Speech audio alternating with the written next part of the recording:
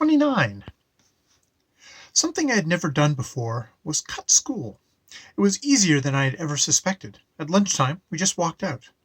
I figured none of my teachers would report me absence, since they never noticed me anyway. In Alan's case, they would be so grateful that he wasn't there, they weren't likely to look into the matter. In any event, even if we got into trouble later, this was important. The tricky part was sneaking into Aln Mndlshnn's basement, where he had his treasured comic collection stuffed into two big cartons, waiting by the door. His mother was home, so we had to sneak by her. Luckily, she was vacuuming, and the noise covered any sounds we might have made. The cartons were large and very heavy, and I could hardly walk with mine. Each of them contained over 1,000 comics. By the time we hoisted them onto the Hogborough bus and flopped into our seats, we were sweating and out of breath. I felt sort of bad that Aln Mndlshn was putting up all the money for the key to Yojimbo's Japanese-English dictionary. He said that this was no time to quibble over details. Besides, he thought that after we had gotten good at traveling to other existential planes, we could sell the whole works to Samuel Kogarsh. And he made me promise to go around with him and help him rebuild his collection when we had some time. I told him I would be happy to do that. When the bus pulled into Hogborough, we dragged our cartons off and started out for Maury's bookstore. It was hard work. The cartons were too big to get a good hold of, and Aln Mndlshn kept on telling me not to let my carton drop. He didn't want any of the comics to get crumpled. We had to stop and rest twice in every block. We finally got to Maury's bookstore. We opened the door and pushed the cartons of comics across the floor to William Lloyd Floyd's desk. "What are those, comics?" he said. "Yeah," Aln Mndlshn panted. "We heard that you buy collections." "I love comics," William Lloyd Floyd said. "Let me see them."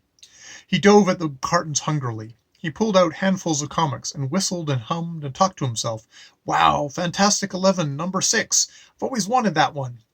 Hey, you've got a complete run of The Avenging Chicken, including number 1. This is a great collection. Oh, look! Bloody war stories. That's really good." I never really understood why some people get so excited about comics. I mean, they're all right when there's nothing else, but William Lloyd Floyd was really going out of his mind over Aln Mndlshn's collection.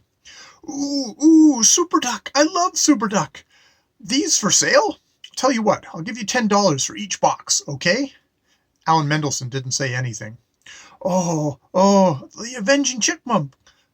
I've never seen The Avenging Chipmunk. It's really rare. Okay, I've got to have this. William Lloyd Floyd was sitting on the floor, pulling handfuls of comics out of the two cartons. Aln Mndlshn looked completely cool. I was sweating. I was wondering how Aln Mndlshn would get the price from $10 for each carton to $142.50.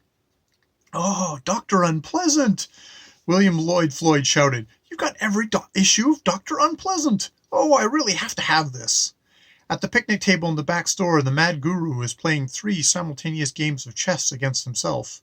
Aln Mndlshn was totally relaxed. William Lloyd Floyd was nearly crazy. "Would you sell me just the series of Dr. Unpleasant?" he asked.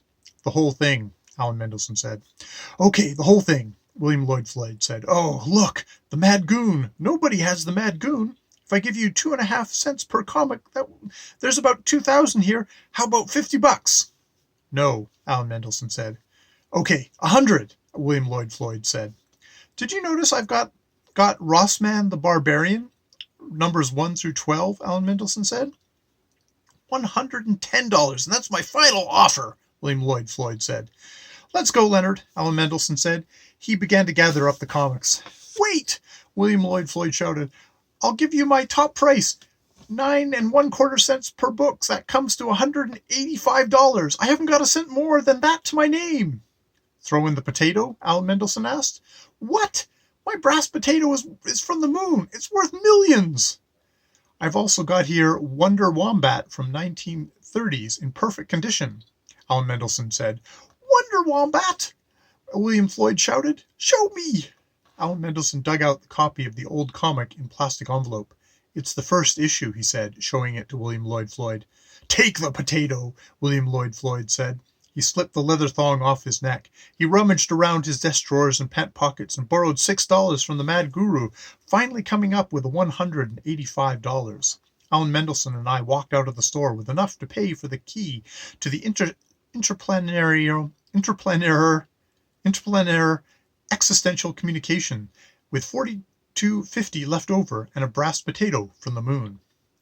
The difference between that man and me, Aln Mndlshn said, is that I am a connoisseur, and he is a fanatic.